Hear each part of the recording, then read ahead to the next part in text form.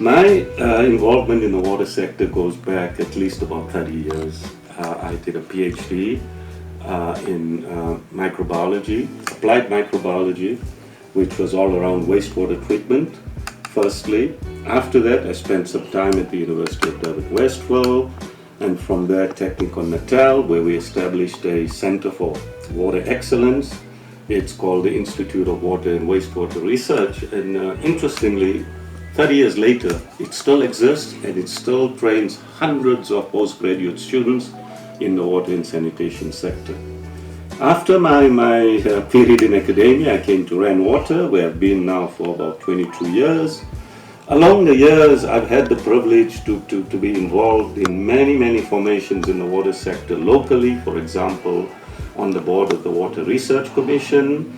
Incidentally, if I'm not mistaken, I was the first black scientist to be funded via a research grant by the Water Research Commission about 30 years ago to establish that center.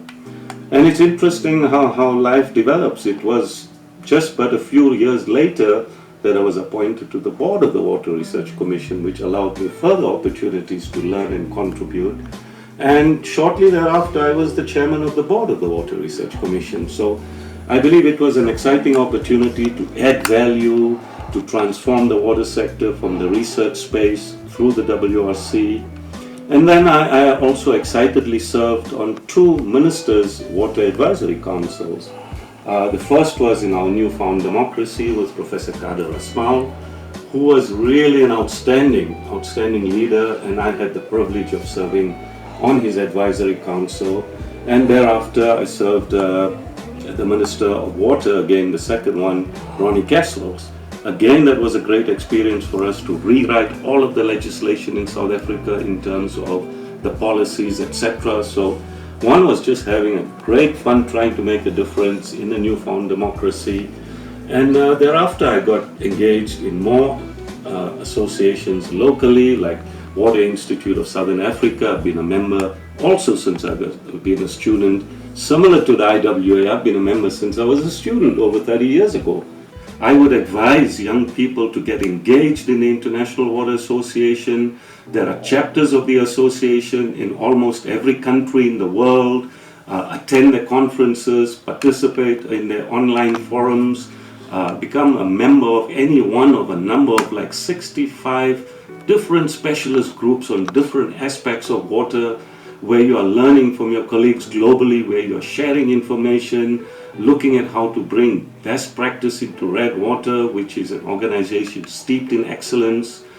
We implemented, for example, the Water Safety Plan. We were amongst the first few in the whole world in RAN Water to implement the Water Safety Plan without the use of any consultants. That plan has helped us to assure water quality for our 16 million consumers, so that we know that the quality of water we produce is equivalent to the best of the world. Our benchmarks are not only local, we have adopted the World Health Organization benchmarks in terms of their standards or guidelines for water quality, and we're constantly looking at research projects, new technologies, assessment of new technologies, to see how we can adopt these for local application and improve the water service delivery in South Africa, the rest of the continent, and the developing world.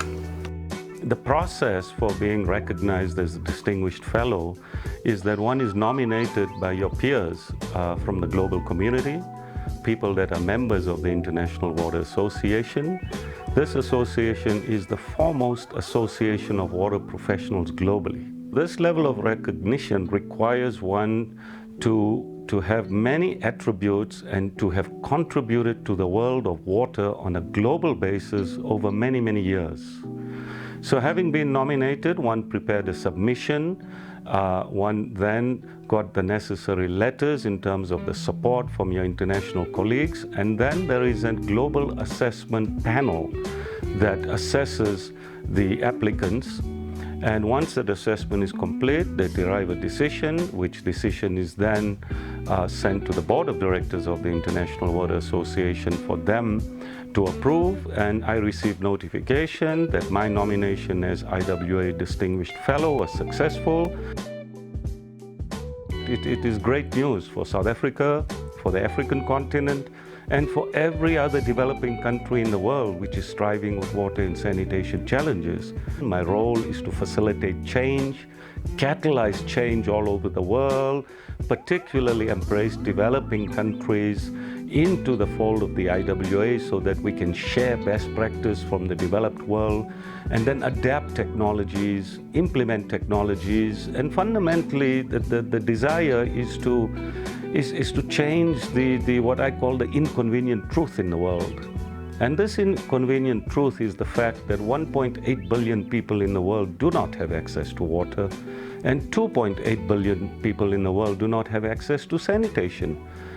And I believe that this is the challenge of the IWA, all the other water-based associations, for us to share best practice, for us to learn from each other, and in that way change this inconvenient truth and overcome this legacy of not being able to provide water and sanitation.